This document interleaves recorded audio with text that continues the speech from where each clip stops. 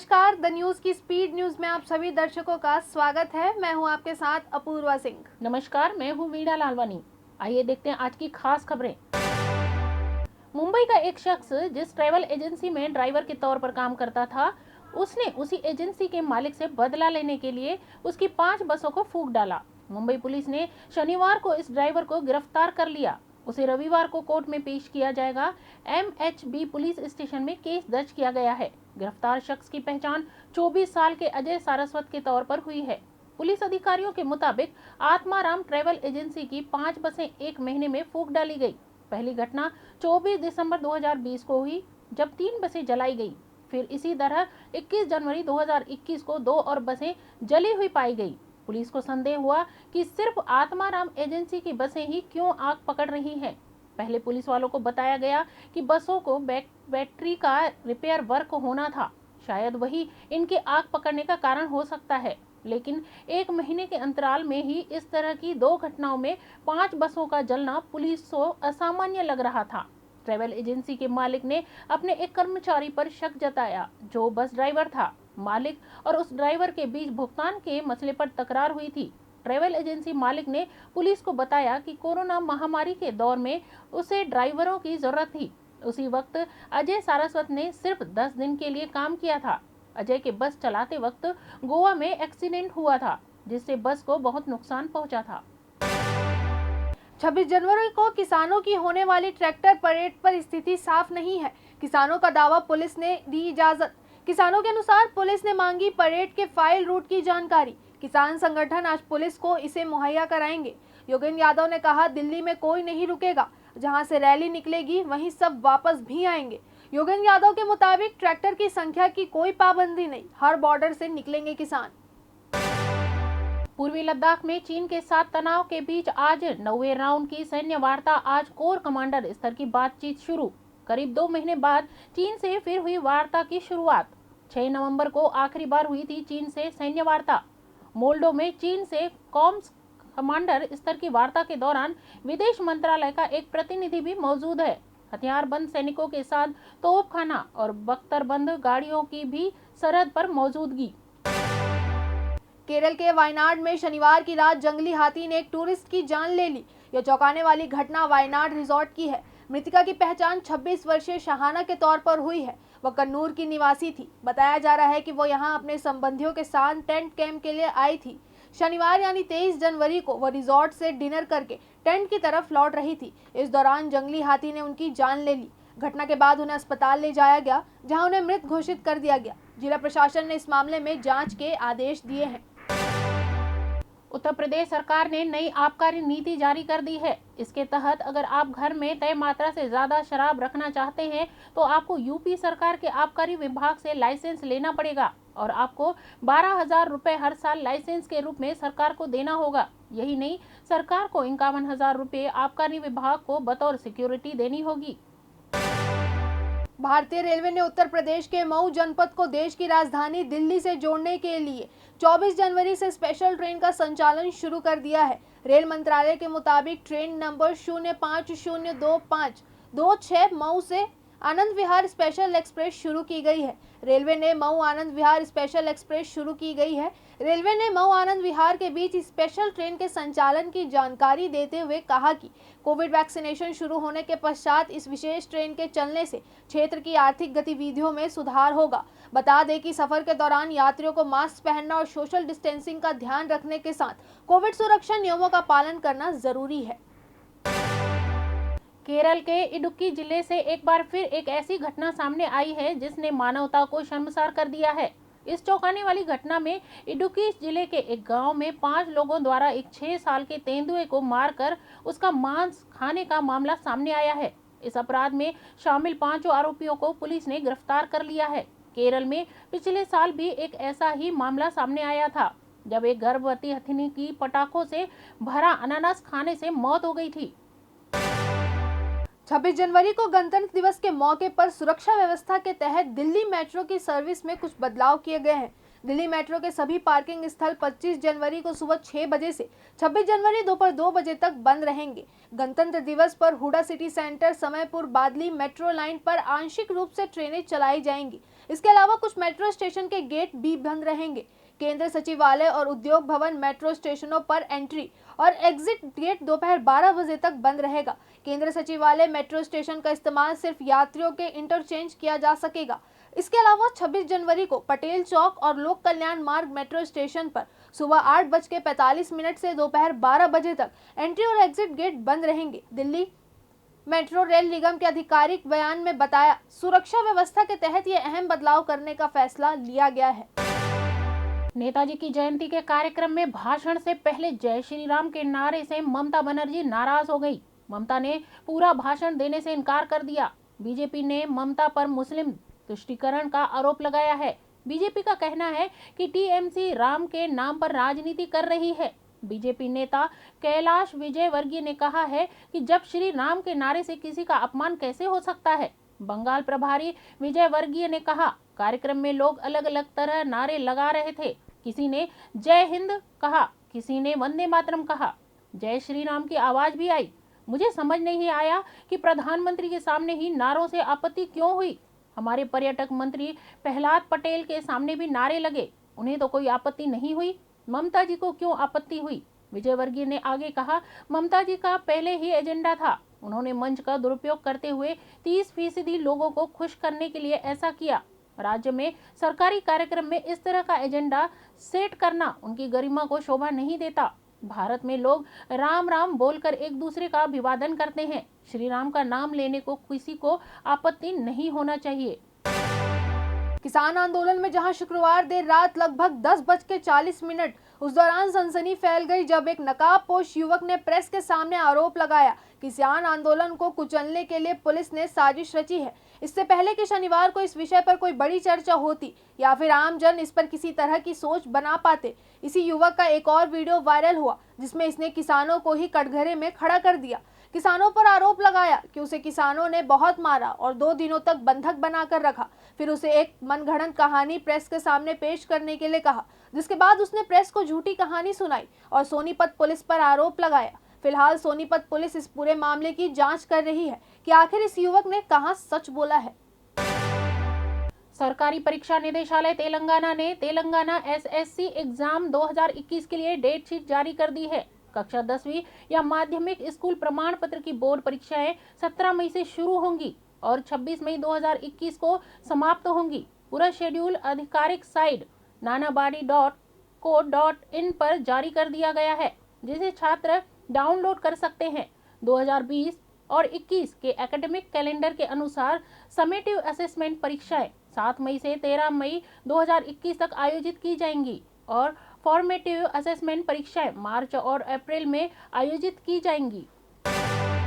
कहते हैं एक माँ के लिए उसकी संतान ही सबसे बड़ी पूंजी होती है और वो उसके लिए कुछ भी कर सकती है, किसी भी हद तक जा सकती है। कुछ ऐसा ही हुआ यूपी के वाराणसी में, जहां 75 साल की अमरावती देवी ने नेपाल की जेल में कैद अपने बेटे को छुड़ाने के लिए एड़ी चोटी का जोड़ लगा दिया। 4 सालों के लंबे संघर्ष के बाद आखिरकार वो इसमें सफल हो गई। जब 4 साल बाद बेटा नेपाल की जेल से छूटकर आया तो इस बूढ़ी माँ की आंखों में प्यार और संतुष्टि के आंसू आ गए। इस बूढ़ी माँ के संघर्ष को जानकर आपका मन भी भाव विभोर हो उठेगा। दरअसल अमरावती के बेटे महेंद्र पेशे से ड्राइवर थे और आम दिनों की तरह ट्रक में सब्जी लेकर भारत से काठमांडू जा रहे थे। इसी दौरान उनके ट्रक में एक नेपाली शख्स की बाइक टकरा गई और उसकी मौत हो गई। नेपाल पुलिस ने इसके लिए महेंद्र को ही जिम्मेदार बताकर जेल में बंद कर दिया। नेपाल में हर्जाना भरकर जेल से छूटने का कानून है, लेकिन महेंद्र या फिर उसके परिवार के पास रिहाई के लिए 7 लाख रुपए नहीं थे। यहीं से महेंद्र की मां अमरावती का अपने बेटे को छुड़ाने का संघर्ष शुरू हुआ। अपने बेटे को छुड़ाने की मांग को लेकर 75 वर्षीय की अमरावती अक्सर किसी भी वीआईपी के वाराणसी आने पर उसके काफिले के सामने बेटे की रिहाई वाली तख्ती लेकर निकल पड़ती थी। बेटे के 4 साल बाद रिहा होने पर अमरावती ने कहा, जब कोई सरकारी मदद नहीं मिली तो कुछ बनारस हिंदू यूनिवर्सिटी के छात्रों और सामाजिक संगठनों के लोगों ने मिलकर मेरे बेटे को हर्जाना भरकर छुड़ाया। बेटे के घर वापस आ जाने के बाद उन्होंने कहा कि उन्हें किसी से गिला शिकवा नहीं है। मद्रास हाईकोर्ट ने न्यायपालिका के खिलाफ अपमानजनक भाषण देने के लिए साप्ताहिक तमिल पत्रिका तुगलक के संपादक स्वामीनाथन गुरुमूर्ति के खिलाफ अवमानना कार्यवाही शुरू की है। एडवोकेट जनरल विजय नारायण ने आरएसएस विचारक और तमिल पत्रिका तुगलक के संपादक स्वामीनाथन गुरुमूर्ति को नोटिस भेजा है। यह नोटिस उन पर अवमानना की कार्यवाही के तहत भेजा गया है। इससे पहले गुरुमूर्ति के खिलाफ 2 शिकायतें मिली थी, जिसके बाद ये कार्रवाई की गई है। ये शिकायतें एस दोयसामी और एस कुमार देवन ने दर्ज कराई थी। दरअसल 14 जनवरी को पत्रिका के वार्षिक कार्यक्रम के दौरान गुरुमूर्ति ने कथित तौर पर कहा था कि अधिकांश न्यायाधीश बेईमान और गुणहीन होते हैं। वे राजनीतिक प्रभाव की वजह से बढ़िया पद पा जाते हैं। आज देश में भ्रष्टाचार इसलिए बढ़ रहा है, इसके लिए वे लोग भी जिम्मेदार हैं और उन पर दया दिखाते हैं। जिसके बाद अधिवक्ता एस दोरीसामी ने महाधिवक्ता विजय नारायण को पत्र लिखकर अवमानना की कार्यवाही के लिए कॉन्ट्रैक्ट ऑफ कोर्ट्स अधिनियम 1971 की धारा 15B के तहत सहमति मांगी है। उत्तर प्रदेश में बन रहे पूर्वांचल एक्सप्रेसवे पर वायुसेना के विमानों की इमरजेंसी लैंडिंग भी हो सकेगी। पूर्वांचल एक्सप्रेसवे पर एयर स्ट्रिप बनकर तैयार हो गई है। ये यूपी के सुल्तानपुर के कूरेभार गांव के पास बनाई गई है। इससे देश की सेनाओं को मदद मिलेगी। उत्तर प्रदेश के अतिरिक्त मुख्य सचिव अवनीश अवस्थी ने बताया कि एयर स्ट्रिप का काम पूरा कर लिया गया है। ये 3300 मीटर लंबी है। उन्होंने कहा कि इस हवाई पट्टी पर सभी तरह के विमान लैंड कर सकेंगे। जल्द ही वायुसेना इस एयर स्ट्रिप की भी टेस्टिंग करेगी। बता दें कि इससे पहले यमुना एक्सप्रेसवे और आगरा लखनऊ एक्सप्रेसवे पर भी हाईवे पट्टियां बनाई गई है, जहां ट्रायल भी किए जा चुके हैं। पूर्वांचल एक्सप्रेसवे पर एयर स्ट्रिप बनने के बाद एक्सप्रेसवे पर 3 एयर स्ट्रिप वाले यूपी देश का पहला राज्य बन गया है। पंजाब के एक किसान ने अपने जैसे हजारों किसानों के साथ महीनों तक विरोध प्रदर्शन करते हुए प्रधानमंत्री नरेंद्र मोदी की वृद्ध मां हीराबेन मोदी को एक भावुक खत लिखा है, जिसमें उनसे आग्रह किया है कि वह अपने बेटे को तीनों नए कृषि कानूनों को निरस्त करने के लिए कहें, जिसकी वजह से देश में एक बड़ा आंदोलन चल रहा है। उन्होंने पत्र में उम्मीद जताई कि वह पीएम नरेंद्र मोदी को अपना मन बदलने के लिए अपनी सारी शक्तियों का इस्तेमाल एक मां के रूप में करेंगी। सी ने लिखा है, मैं इस पत्र को भारी मन से लिख रहा हूं। जैसा कि आप जानती होंगी कि देश और दुनिया को खिलाने वाले अन्नदाता तीनों काले कानूनों के कारण कड़ाके की सर्दियों में भी दिल्ली की सड़कों पर सोने को मजबूर हैं। इसमें 90 से 95 साल के बुजुर्ग के अलावा बच्चे और महिलाएं भी शामिल हैं। कड़ाके की ठंड लोगों को बीमार बना रही है, यहाँ तक कि लोग शहीद हो रहे हैं, जो हम सभी के लिए चिंता का विषय है। उन्होंने आगे लिखा है, दिल्ली की सीमाओं पर यह शांतिपूर्ण आंदोलन 3 काले कानूनों के कारण हुआ है, जो अडानी, अंबानी और अन्य कॉरपोरेट घरानों के इशारे पर पारित किए गए हैं। केंद्र के 3 कृषि कानूनों के खिलाफ किसानों का आंदोलन तेज होते हुए दिख रहा है। कानूनों को लेकर गतिरोध के बीच अन्नदाता गणतंत्र दिवस यानी 26 जनवरी को ट्रैक्टर परेड निकालने की तैयारी कर रहे हैं। किसान नेताओं के बीच ट्रैक्टर रैली को निकालकर 3 बॉर्डरों पर सहमति बन गई है। किसानों ने ट्रैक्टर परेड के लिए दिल्ली पुलिस से लिखित अनुमति भी मांगी है। शनिवार रात को पुलिस को किसानों का पत्र मिला है। इस बीच एक किसान नेता ने कहा कि दिल्ली पुलिस से अनुमति मिले या नहीं मिले, हम दिल्ली के आउटर रिंग रोड पर रैली करेंगे। विधानसभा चुनाव के मुहाने पर खड़े तमिलनाडु पहुंचे राहुल गांधी पीएम मोदी पर एक के बाद एक लगातार शब्दों के बाण चला रहे हैं। तमिलनाडु में अपने दौरे के दूसरे दिन कांग्रेस के पूर्व अध्यक्ष राहुल गांधी ने पीएम मोदी को आड़े हाथ लिया। इरोड में अपने संबोधन के दौरान राहुल गांधी ने लोगों से कहा, मैं यहां आपको ये बताने नहीं आया हूं कि आपको क्या करना है। मैं आपसे अपने मन की बात करने भी नहीं आया हूं। मैं यहां आप लोगों को सुनने आया हूं। आप लोगों को परेशानियां सुनने आया हूं और उन परेशानियों का हल निकालने के लिए कोशिश करने के लिए आया हूं। भारत में दुनिया का सबसे बड़ा कोरोना वैक्सीनेशन अभियान चल रहा है। भारत में टीकाकरण के अभियान शुरुआत 16 जनवरी को प्रधानमंत्री नरेंद्र मोदी ने की। धीमी गति से शुरू हुआ टीकाकरण अभियान अब तेजी पकड़ने लगा है। 16 जनवरी से अब तक 27,920 सेशन में 15.82 लाख लोगों को कोरोना वायरस वैक्सीनेशन लगाई गई है। स्वास्थ्य मंत्रालय के मुताबिक अकेले शनिवार को 3,512 सत्रों में 1.91 लाख लोगों को वैक्सीनेशन दी गई। दिल्ली से लगभग 60 किलोमीटर दूर पलवल में एक सहेली ने अपना राज खुलने के डर से ऐसा काम कर डाला जिसे देख सभी के होश उड़ गए। लड़की ने अपने बॉयफ्रेंड के साथ मिलकर अपनी सहेली की जान ले ली। पुलिस ने आरोपी सहेली को गिरफ्तार कर लिया है और फरार आशिक की तलाश की जा रही है। दरअसल आरोपी सहेली को ये डर था कि कहीं उसकी सहेली उसके और उसके आशिक का राज उसके घर पर न बता दे। इसी डर से उनके अपनी सही सहेली को अपने आशिक के साथ मिलकर मौत के घाट उतार दिया और उसके शव को ठिकाने लगाने की नीयत से आगरा कैनाल के पास की झाड़ियों में फेंककर फरार हो गई। फिलहाल पुलिस ने आरोपियों के खिलाफ हत्या और अन्य धाराओं के तहत मामला दर्ज कर आरोपी सहेली को गिरफ्तार कर लिया है और आरोपी आशिक की तलाश में जुट गई है। जानकारी के मुताबिक मृतक सहेली का नाम रितु है। बीएससी की फाइनल ईयर की छात्रा को शायद यह नहीं मालूम था कि उसी की सहेली उसकी जान ले लेगी। छत्तीसगढ़ राज्य लघु वनोपज के संग्रहण के मामले में देश का अव्वल राज्य बन गया है।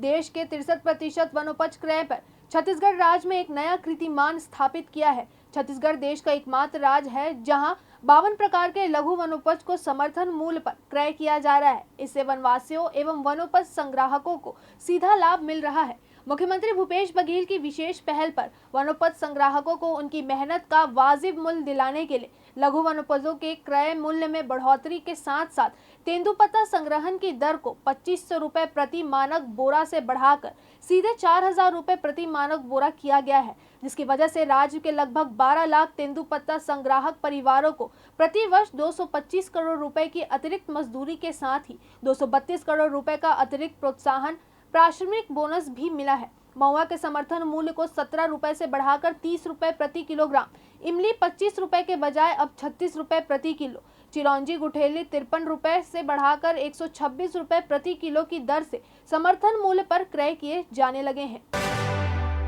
प्रदेश में बर्ड फ्लू की दस्तक से चिंतित लोगों को स्वास्थ्य मंत्री टीएस सिंहदेव ने आश्वस्त करते हुए कहा कि इससे डरने की बात नहीं है, सावधानी की जरूरत है। प्रदेश में बर्ड फ्लू के इलाज के लिए पर्याप्त व्यवस्था है।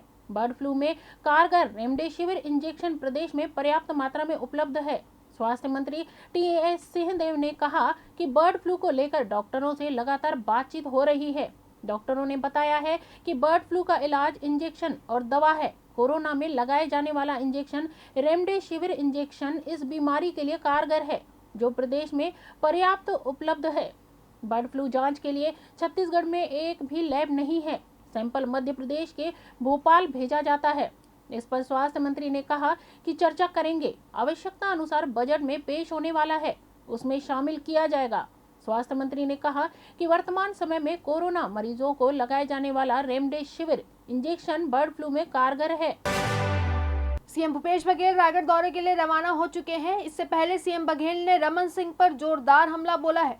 सीएम बघेल ने कहा कि रमन सिंह नकली किसान है, किसान बनने के लिए लाल गमछा सिर पर लगाते हैं। रमन को किसान बनना है तो कमर में गमछा पहने। सीएम भूपेश बघेल ने पूर्व सीएम रमन सिंह पर तंज कसते हुए कहा कि रमन खाली बैठे हुए हैं और ट्वीट करते हैं। दिल्ली वाले रमन को काम नहीं देते हैं, किसी राज्य के चुनाव में नहीं भेजते हैं। वहीं सीएम भूपेश बघेल ने बीजेपी नेताओं पर तंज कसते हुए कहा कि किसान न्याय योजना को केंद्र बोनस मान रही है, ऐसे में बीजेपी नेताओं को बोनस नहीं लेना चाहिए।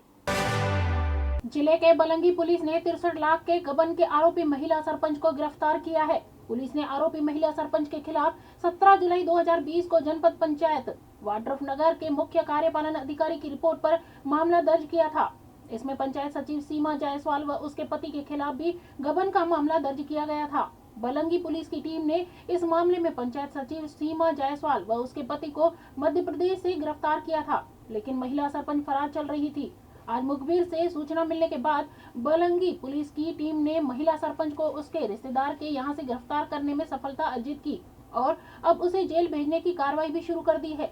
मिली जानकारी के अनुसार महिला सरपंच का नाम मीना है और इसमें पंचायत सचिव के साथ मिलकर साल 2017 और 18 में पंचायत में आने वाले शौचालय की राशि व अन्य निर्माण कार्यों को कागजों में दिखाई दिया था और 63 लाख रुपए डकार गई थी। इस मामले में जिला पंचायत सीओ के निर्देश पर जांच टीम बनी थी और दोषी पाए जाने पर उनके खिलाफ गबन का मामला दर्ज किया गया। तब से आरोपी फरार चल रहे थे और अब इसकी मुख्य आरोपी सरपंच मीना भी गिरफ्तार कर ली गई है। 26 जनवरी को आयोजित गणतंत्र दिवस के मौके पर सभी जिलों में ध्वजारोहण किया जाएगा। सीएम भूपेश बघेल बस्तर में ध्वजारोहण करेंगे। इससे पहले 25 जनवरी को सीएम भूपेश बघेल विकास खंड बस्तरनार पहुंचेंगे। सीएम किलेपाल में आयोजित कार्यक्रम में विभिन्न विकास कार्यों का लोकार्पण, शिलान्यास और भूमि पूजन करेंगे। इसके बाद सीएम भूपेश जगदलपुर जाएंगे, यहाँ भी कई कार्यक्रमों में शिरकत करेंगे। गणतंत्र दिवस के मौके पर सीएम भूपेश बघेल जगदलपुर के लालबाग में ध्वजारोहण करेंगे। मुख्यमंत्री भूपेश बघेल ने आज झीरम घाटी में शहीद स्वर्गीय विद्याचरण शुक्ल चौक का लोकार्पण किया। इस मौके पर उन्होंने झीरम के शहीदों को याद करते हुए वहां स्थापित शहीदों की नाम पट्टिका का अनावरण भी किया। मुख्यमंत्री ने रायपुर स्मार्ट सिटी लिमिटेड द्वारा 55 लाख रुपए की लागत से स्वर्गीय विद्याचरण शुक्ल के नाम पर स्थापित चौक में सौंदर्यीकरण कार्यों और वहां स्थापित आकर्षक फव्वारे को भी रायपुर की जनता को समर्पित किया। लोकार्पण कार्यक्रम में स्वर्गीय विद्याचरण शुक्ल के व्यक्तित्व और जीवन को याद करते हुए मुख्यमंत्री बघेल ने कहा कि रायपुर और स्वर्गीय विद्याचरण शुक्ल का चोली दामन का साथ रहा है। उनके कारण छत्तीसगढ़ को पूरे देश और दुनिया में पहचान मिली। छत्तीसगढ़ राज्य के निर्माण में भी उनका अहम योगदान रहा है। राजधानी में एक बार फिर चाकूबाजी की घटना हुई है। मठपुराना इलाके में गुलशन साहू और उसके भाई नारायण साहू पर चाकू से हमला कर दिया गया है। हमले में दोनों को चोटें आई है। घटना को ललित जलछत्री नाम के आरोपी ने अंजाम दिया है। सूचना के बाद पुलिस ने हत्या के प्रयास का केस दर्ज कर आरोपी को हिरासत में ले लिया है। ये पूरा मामला टिकरापारा थाना क्षेत्र का है। टिकरापारा पुलिस के अनुसार अयोध्या नगर टिकरापारा निवासी गुलशन साहू अपने बड़े भाई नारायण साहू के साथ शनिवार की रात हल्का तालाब मठपुराना अपने दोस्त से मिलने गया था। इसी बीच वहां पर आकर ललित जलछत्री नाम के आरोपी ने प्रार्थी और उसके बड़े भाई को यहाँ क्या कर रहे हो कहकर गाली गलौज करने लगा। प्रार्थी द्वारा गाली गलौज करने से मना करने पर आरोपी ने गुलशन के दाएं जांग और नारायण साहू के पेट पर चाकू से हमला कर दिया। इस हमले से दोनों को चोटें आई है। धान समेत ट्रक चोरी मामले में पुलिस ने आरोपी को डीडी नगर रायपुर से गिरफ्तार कर लिया है। आरोपी की निशानदेही पर धान और ट्रक को बरामद कर लिया गया है। पूछताछ में बताया कि चोरी कर ट्रक ले जा रहा था, रास्ते में खराब होने पर छोड़ दिया और वापस घर आ गया। व्यवसायी अमित कुमार गोयल ने थाना धरसींवा में रिपोर्ट दर्ज कराई। उसके श्री खाटू श्याम राइस मिल से धान समेत एक ट्रक चोरी हो गई। पुलिस को बताया कि किराए के ट्रक में 18 जनवरी को ग्राम खैरकुट सोसाइटी से 750 कट्टा धान लाकर ड्राइवर दुर्गेश काछी ने मिल के पास लाकर छोड़ा था। काम ज्यादा होने के कारण ट्रक को धान समेत बाहर कर दिया था। अगले दिन सुबह राइस मिल के मिस्त्री जाहिद खान ने बताया कि ट्रक अपनी जगह पर नहीं है। राइस मिल जाकर देखा तो ट्रक मौके पर नहीं था। कोई अज्ञात चोर ट्रक समेत धान चोरी कर ले गया, जिस पर अज्ञात आरोपी के विरुद्ध थाना धरसींवा में अपराध दर्ज कराया गया। अमलीपदर में शनिवार रात एटीएम तोड़ने का प्रयास हुआ है। कामयाब नहीं होने पर बदमाशों ने एटीएम में जमकर तोड़फोड़ की है। अमलीपदर थाना प्रभारी नवीन राजपूत ने जानकारी देते हुए बताया कि बीती रात अमलीपदर में बिजली गुल रहने के दौरान बस स्टैंड पर लगे इंडिया वन नामक प्राइवेट संस्था के एटीएम को तोड़ने का प्रयास किया गया है। सफल नहीं होने पर बदमाशों ने एटीएम में तोड़फोड़ की है। सुबह घटना की जानकारी मिलते ही पुलिस मौके पर पहुंची और छानबीन में जुट गई। थाना प्रभारी के मुताबिक फिलहाल मामले की शिकायत दर्ज नहीं हुई है। उसके बावजूद भी पुलिस ने आरोपियों की जांच पड़ताल शुरू कर दी है। राजधानी के आमा सिवनी, कचना और देवपुरी के लोगों को अब पानी की किल्लत से 2-4 नहीं होना पड़ेगा। यहाँ के लोगों को अब 24 घंटे पानी मिलेगा। दरअसल निगम प्रशासन सोमवार को इन तीनों पानी की टंकियों की शुरुआत करने जा रहा है। इसके शुरू होने से करीब 3000 को पानी का संकट खत्म हो जाएगा। नगर निगम रायपुर के मुख्य अभियंता जल R.K. चौबे ने बताया कि रायपुर नगर निगम क्षेत्र में रायपुर ग्रामीण विधानसभा के अंतर्गत आने वाले देवपुरी में 20 लाख लीटर पेयजल क्षमता वाले नवीन उच्च स्तरीय जलागार का लोकार्पण महापौर एजाज ढेबर, सभापति प्रमोद दुबे, रायपुर ग्रामीण विधायक सत्यनारायण शर्मा, निगम जल विभाग अध्यक्ष सतनारायण सिंह पनाक सहित निगम के MIC सदस्य, जोन अध्यक्ष, पार्षद, एल्डरमैन की उपस्थिति में सोमवार की सुबह 11 बजे होगा। सोमवार दोपहर 1:30 बजे कचना और 2 बजे आमा सिवनी में धरसींवा विधानसभा क्षेत्र के अंतर्गत नगर निगम जल विभाग द्वारा नवनिर्मित 10-10 लाख लीटर पेयजल क्षमता वाली उच्च स्तरीय पानी टंकियों का लोकार्पण कर धरसींवा विधायक अनीता योगेंद्र शर्मा सहित महापौर, सभापति, जल विभाग अध्यक्ष, MIC सदस्य, जोन अध्यक्ष, पार्षद, एल्डरमैन नगरवासियों को पानी टंकियों के लोकार्पण की शानदार सौगात देंगे। सपना चौधरी का लोरी गाना ग्रामीण पृष्ठभूमि पर आधारित है, जिसमें सपना चौधरी एक मां के रोल में दिखाई दे रही है। सपना चौधरी के इस गाने के जरिए एक मां का उसके बच्चे के प्रति अटूट प्रेम दिखाया गया है। साथ ही घर की तमाम जिम्मेदारियों के साथ एक मां कैसे अपने बच्चों की देखभाल करती है, वो इस गाने में आपको देखने को मिलेगा। लोरी गाने में सपना चौधरी एक मां की भूमिका में घर का सारा काम करने के साथ छोटे बच्चे को अच्छी तरह संभालती नजर आ रही है। यूट्यूब पर 20 जनवरी को रिलीज हुई इस गाने को अब तक 2,66,771 व्यूज मिल चुके हैं। बता दें कि व्यूज लगातार बढ़ते ही जा रहे हैं। गौरतलब है कि सपना चौधरी ने इस गाने का पोस्टर भी इंस्टाग्राम पर शेयर किया था। सपना चौधरी को लेकर लोगों के बीच ऐसी दीवानगी है कि उनका हर वीडियो सोशल मीडिया पर वायरल होते देर नहीं लगती। बता दें कि सपना चौधरी ने अक्टूबर 2020 में बेटे को जन्म देने के बाद दिसंबर में 3 गाने रिलीज किए। सपना के चटक मटक डांस वीडियो को भी बेहद पसंद किया जा रहा है। टीवी से लेकर बॉलीवुड में अपनी एक्टिंग का लोहा मनवा चुकी करिश्मा तन्ना हमेशा सुर्खियों में रहती है। वो अक्सर अपने फोटो और वीडियो से जमकर सुर्खियां बटोरती हैं। करिश्मा तन्ना न केवल अपने खूबसूरत अंदाज से फैंस के होश उड़ा देती है, बल्कि अपनी फिटनेस से लोगों को प्रेरित भी करती है। फिलहाल करिश्मा तन्ना का फोटोशूट सोशल मीडिया पर खूब ध्यान खींच रहा है। एक्ट्रेस का इसमें बोल्ड अंदाज देखते ही बन रहा है। आम्रपाली दुबे और निरहुआ की जोड़ी भोजपुरी इंडस्ट्री की सबसे मशहूर जोड़ी है। दोनों कलाकार फैंस को हर नए अवसर पर भोजपुरी सॉन्ग की सौगात देते हैं। आम्रपाली दुबे और निरहुआ का फिर एक गाना यूट्यूब पर जमकर धमाल मचा रहा है। इस भोजपुरी सॉन्ग का नाम मन के पसंद है। गाने में दोनों सितारों का रोमांटिक अंदाज नजर आ रहा है और साथ ही उनका डांस भी काफी कमाल का है। आम्रपाली दुबे और निरहुआ की जोड़ी ने भोजपुरी गाने पर डांस से फिर धमाल मचाया है। आम्रपाली दुबे और निरहुआ के इस गाने वीडियो को लोकप्रियता का अंदाज इसी बात से लगाया जा सकता है कि अभी तक इसे 5,24,000 से ज्यादा बार देखा जा चुका है। इस वीडियो को इंटरटेन रंगीला यूट्यूब चैनल पर रिलीज किया गया है। हनी बी और मोहन राठौर ने इस भोजपुरी सॉन्ग में अपना आवाज दी है। आजाद सिंह ने इसके बोल लिखे हैं। ये गाना फिल्म मुकद्दर का सिकंदर के हैं। सारा अली खान इन दिनों मालदीव में छुट्टियां मना रही है। एक्ट्रेस ने इस वेकेशन से ब्लू मोनोकिनी में अपनी ग्लैमरस फोटो साझा की है। सारा अली खान की ये लेटेस्ट तस्वीरें सोशल मीडिया पर काफी वायरल हो रही हैं। Blue printed monokini on sunglasses पहने सारा सूरज की रोशनी का लुत्फ उठाती नजर आ रही हैं। उन्होंने सूरज की ओर देखते हुए पोज दिए हैं। सारा ने कैप्शन ऊपर आसमान नीचे रेत, इस पल में जियो, समय के साथ बहो। स्पीड न्यूज में आज के लिए बस इतना ही। अब हम आपसे लेंगे इजाजत। आगे के अपडेट्स के लिए बने रहिए हमारे चैनल के साथ द न्यूज।